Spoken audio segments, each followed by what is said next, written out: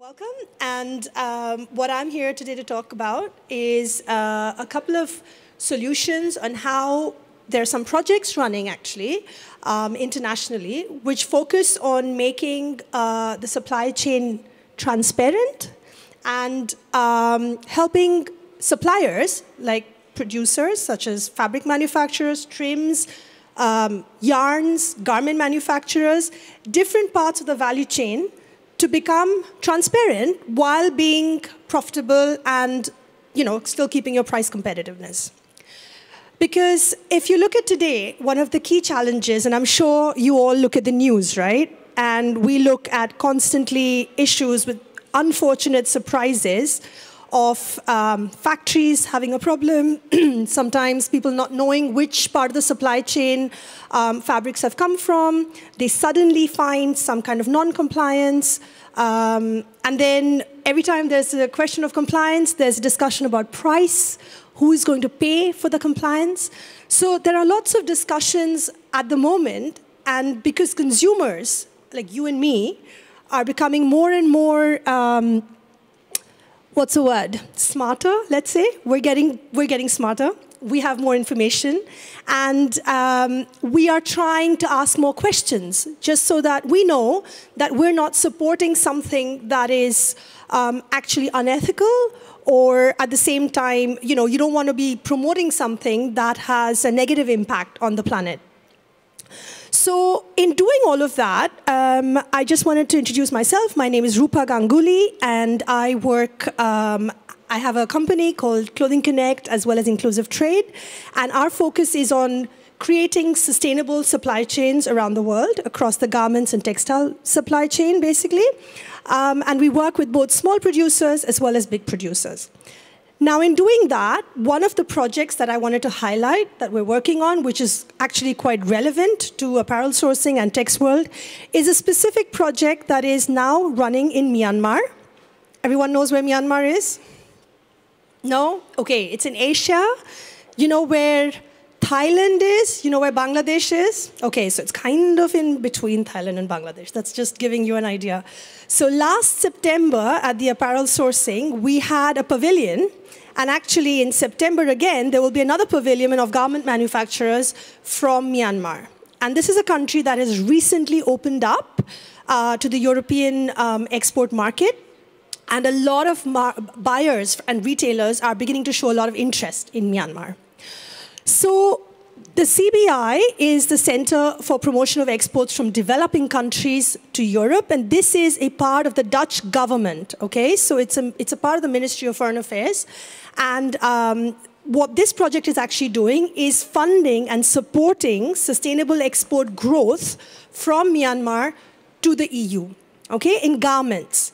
But as we know, especially for those of us who are in the garments and textile industry, garments don't just happen, right? You have fabrics, you have trims, you have threads, you have buttons, you have lots of different elements that go into a supply chain. And for your garment to be sustainable, the supply chain needs to be sustainable. Do you agree? Yeah? So one of the components of this big project, which actually, if I can get this right, perfect. One of the elements of this project, in addition to training compliance within factories, was also to try and create a sustainable source or a sustainable resource for garment manufacturers so that everything that is manufactured actually, well, in the best interest, in the best way possible, is compliant and sustainable, right?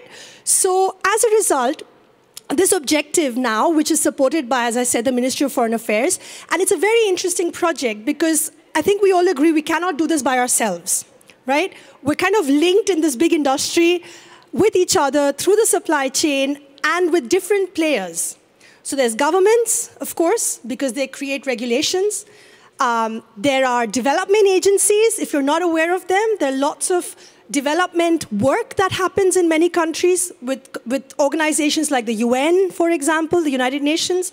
But also a lot of governments have projects that try to support the sustainability of a specific country. At the same time, let's say we're trying to increase the exports of sustainable products into Europe. We can't just do that sitting in Europe. We kind of need to work with people in the region. So regional partners and regional players become very important in trying to create this connection and to create sustainability as a whole sector.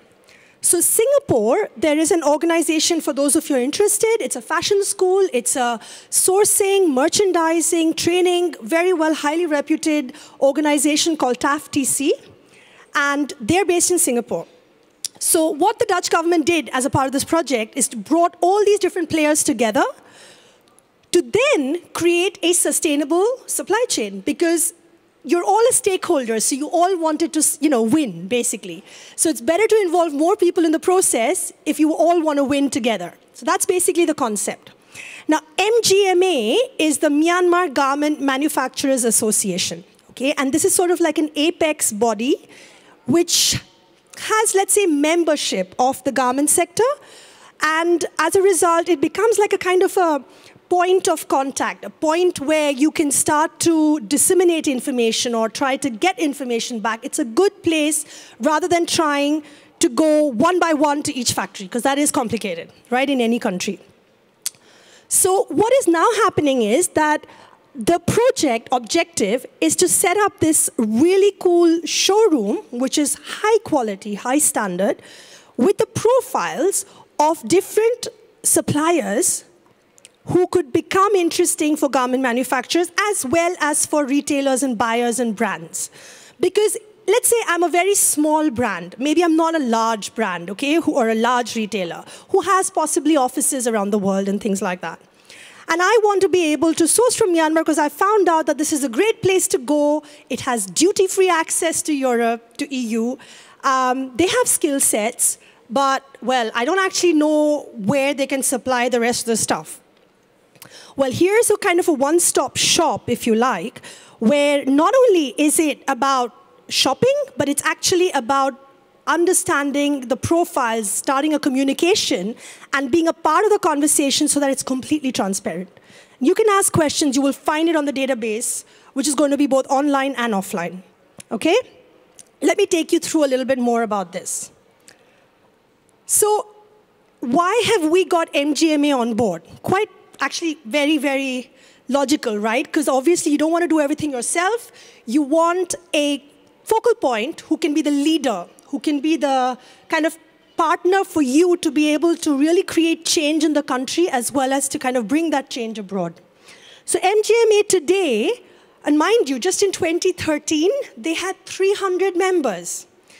In 2019, they have 600, and well, actually more than 600 now, 675 members.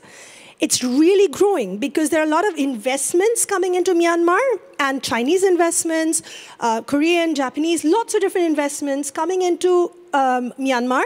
And as a result, the number of factories are growing.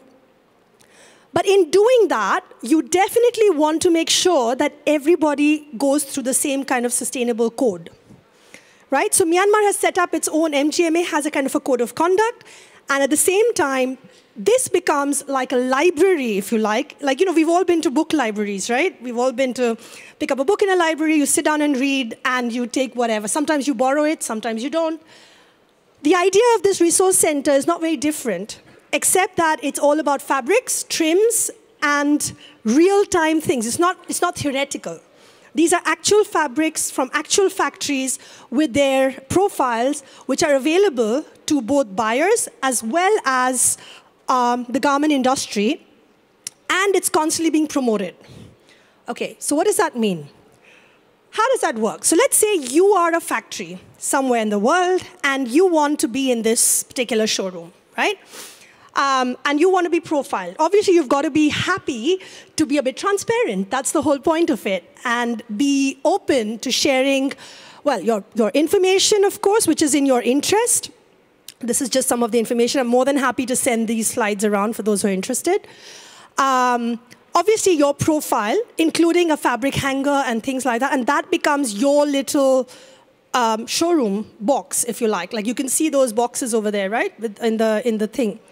And each and every one of them is basically categorized, just like if you just refer it back to a book library. Okay?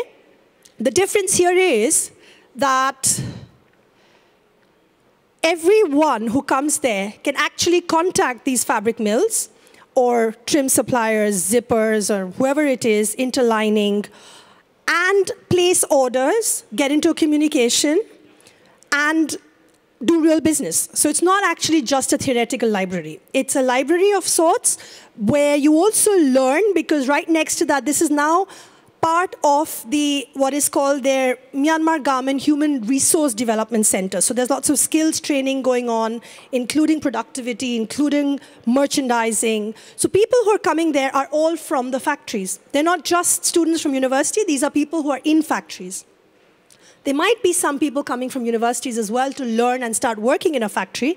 But the idea is to really make this relevant for industry and for buyers. So it's not just a school, it's a real-time workplace.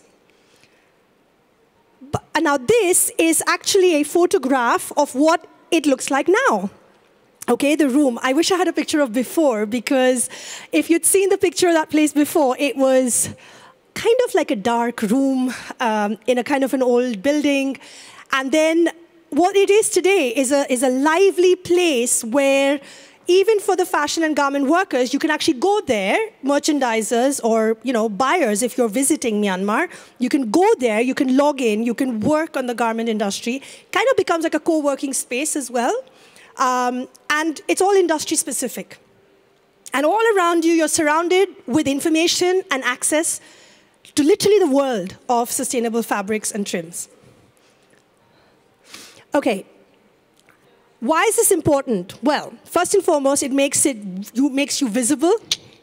Makes you visible to buyers. And I mean, even if you're a fabric manufacturer or a trim manufacturer, this is a great place to be, because what happens is that when people come there, whether you're a small buyer, big buyer, you are able to go there, work there, connect with them, and if you want to become a nominated supplier, this is a great place to start if you're not already on the list.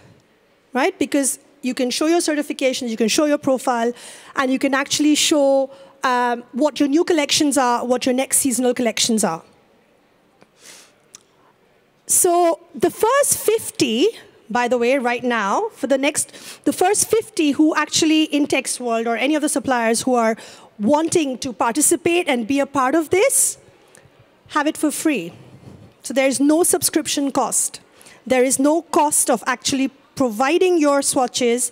There are a certain number of swatches that would be important, of course, because if you just send one, it's not really in your interest. You need to be sending a couple, which gives you a sort of a portfolio of saying, right, I'm a cotton blend, or I'm a silk blend, or I'm polyester, PC, whatever. So those kind of things. If you're a zip manufacturer and you're trying to compete with some of the big guys, but you've created some really interesting products, this is again a place that you can be showcased, right?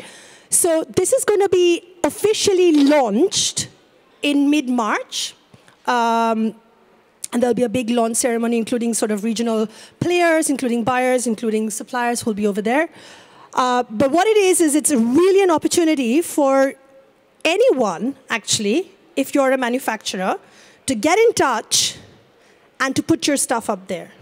Because Myanmar is really growing, and at the moment, a lot of buyers and retailers from Europe are starting to their industry exports have basically grown something like 300% in the last year. And there's a reason for that, because it's suddenly opened, and big players right across Europe are starting to place orders. The US, not so much yet, because the trade relations with the US are not yet completely normalized.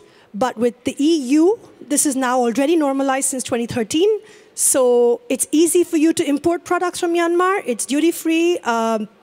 And already the trade routes have been now, people have practiced sending samples, sending exports from Myanmar into Europe.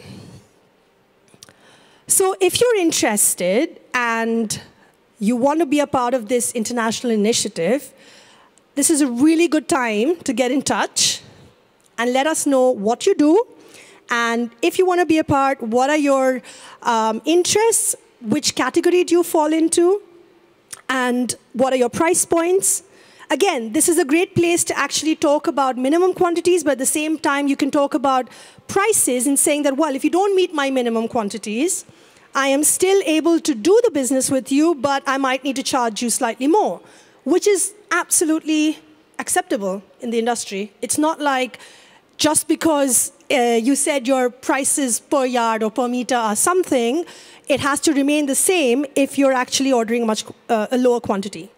So quite often, there are many fabric suppliers, trims, and other people who are happy to still do business with you, but maybe charge you a slight upcharge.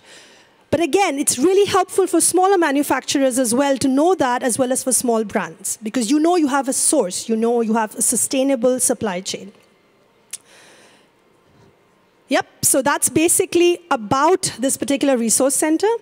And just to sort of tie the whole thing in, why are we talking about it today? Why is it important? Why are you even here listening, I suppose? For starters, there's a lot of discussion today in the news and media about asking questions. Where are you finding your suppliers? What kind of products are you making? Are they fire retardant? Is something ethically made? You know, there's so much of questioning today that the more you're able to support yourself with evidence and information, the better it is. Now, this particular resource center, while it has a physical presence, it has an online presence as well. So the online presence is basically something where you can log in with your login once you register, and you can source from that. You can also be profiled and promoted globally, as well as, obviously, to the 600 plus manufacturers and members who are in Myanmar itself. So this is just an example, and as we go along, as we go even further, there are plans to expand this into having profiles of merchandisers, profiles of designers, profiles of all kinds of people who could play a part in the big supply chain of the textiles and garment sector. So that was a short, in a snippet, because I only had like a very short time to present this, about the center. So I'm more than happy if anybody has any questions or clarifications to take that. But thanks a lot. Yes? Oh, no, OK. Oh, OK. Any questions? Any clarifications? If you want to get in touch with us, I'll go back to the slide. Yes, sorry, yes, go on.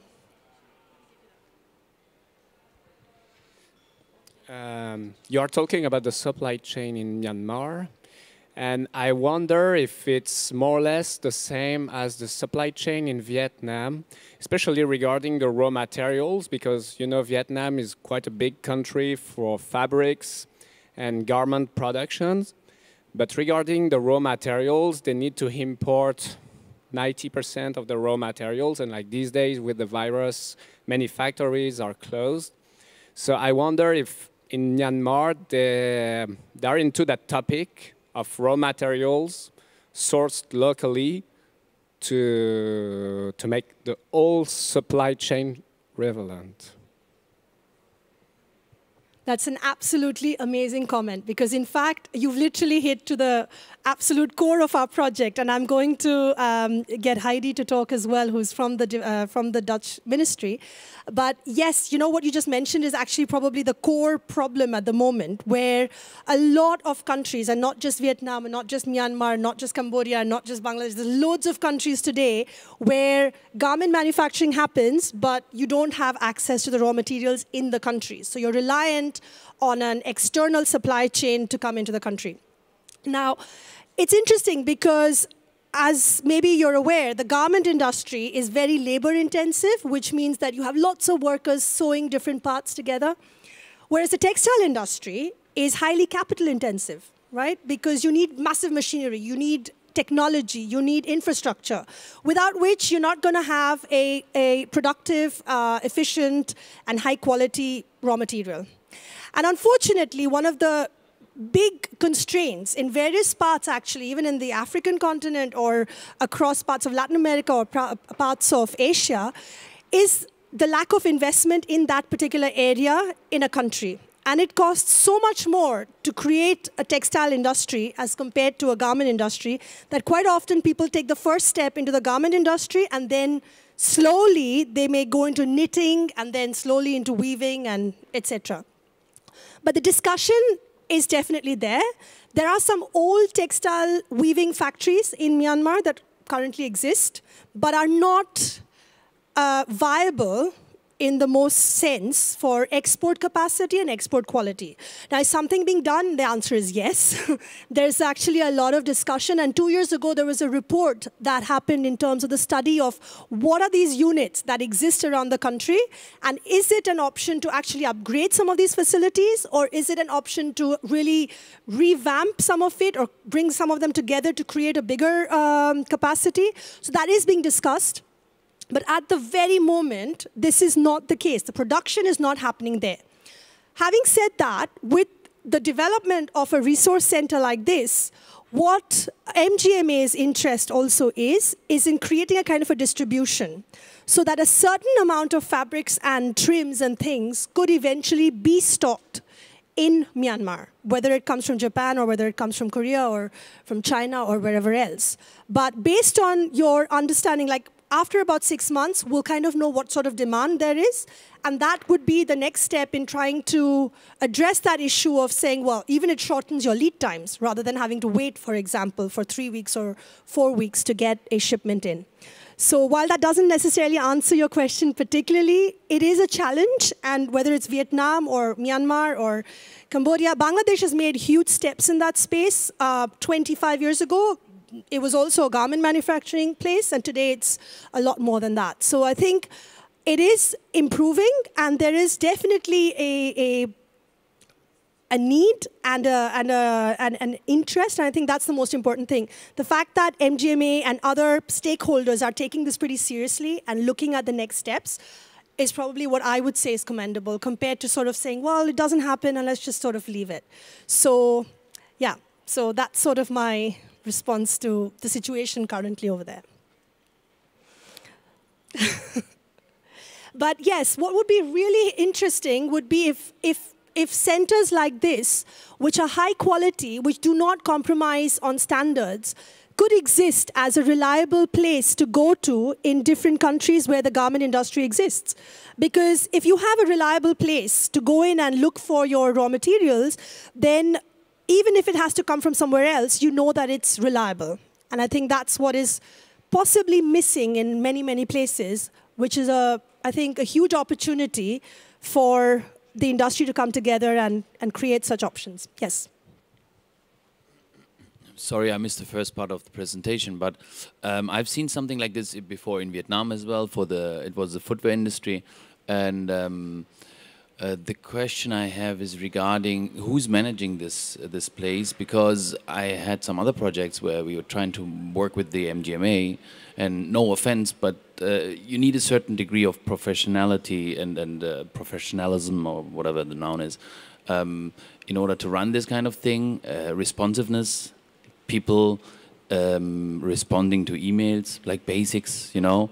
Even when you get a name card, again, no offense to people who have a name card where it's a Gmail address, but at the end of the day, it should be a bit more professional when you have this kind of institution or one-stop shop where you can source all your materials. So how do you make sure that MGMA, which is working on their capacities also on other programs, I know, can actually deliver up to the level you need? Heidi, if you want to say something else. Actually, that's again a very, very valid point. And the reason we didn't rush with this, it's taken a while to come up to this point. This project is already now 3 years old, and it's come to this level now because the idea was, yeah, and you missed the first part, the point about creating a regional coalition and creating regional stakeholders and bringing on board partners who are actually good at that stuff, basically, and who have proven their abilities and their standards. So the partner that's come on board over here is TAF TC from Singapore.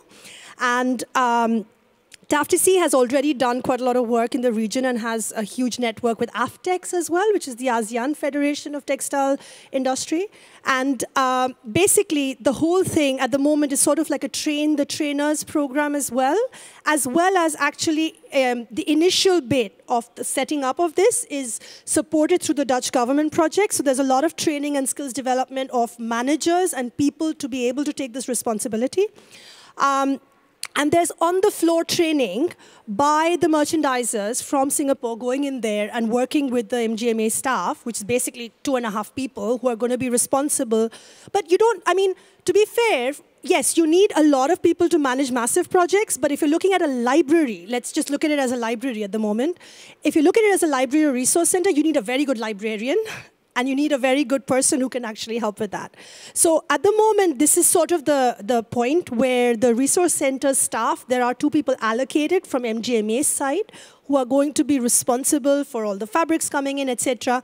But the standards, as well as the sort of templates, if you like, in terms of how things have to work, are being, at the moment, provided through best practices that are already being offered through the Netherlands, as well as Singapore.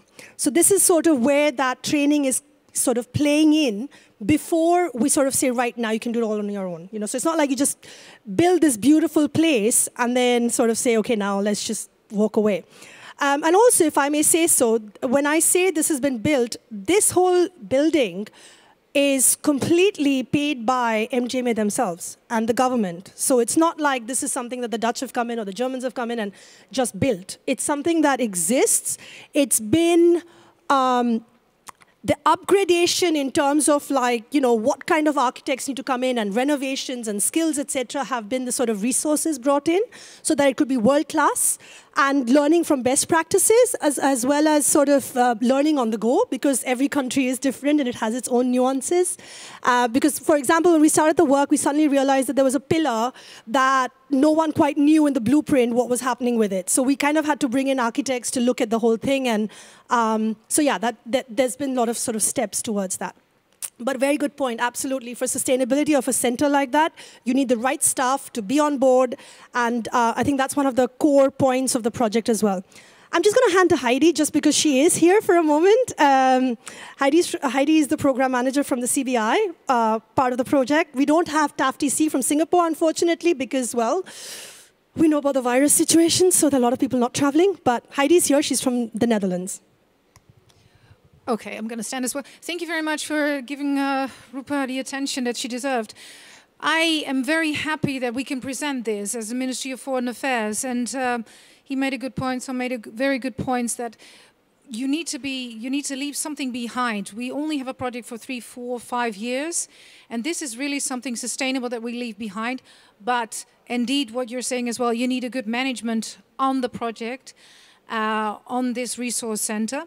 So that's what we're going to work on this last year. And then we're going to say, okay, Myanmar has to do it on its own.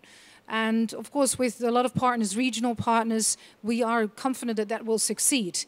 As what I saw in the last couple of years is unbelievably, they've been closed for so many years, but they've opened up and they've learned so much. And I think that's only very positive. So we as a Dutch government are very happy to be able to give a little bit of support to Myanmar.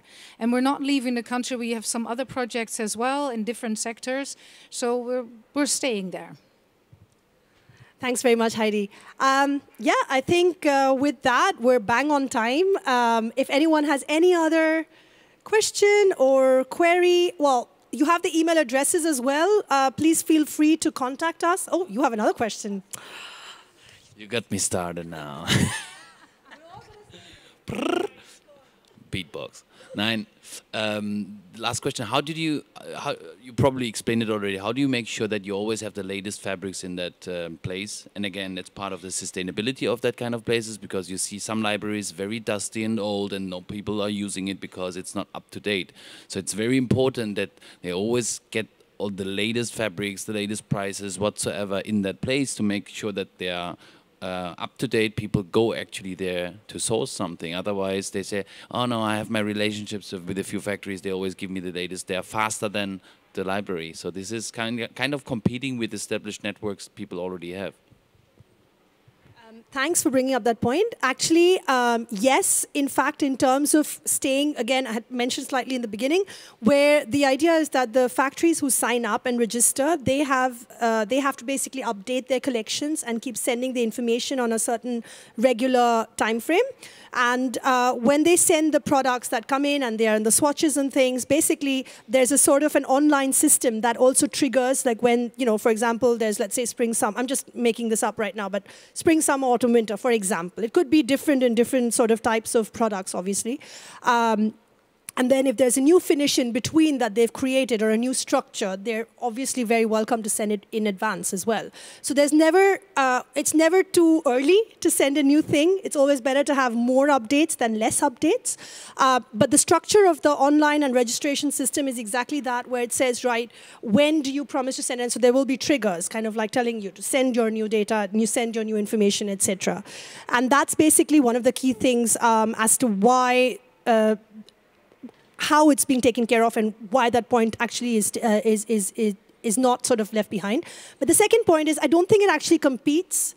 I actually think it adds, because you always have your networks and you're probably going to go to your networks, but there's no harm. I mean, the reason we all come to Text World or apparel sourcing is basically because you want to increase your networks or you want to look at new possibilities. So I think that's basically the idea of the resource center. And you have to remember that Myanmar started at a point where they didn't do FOB, meaning they did basically CM or CMP exports. So this is almost like a blank slate in a way.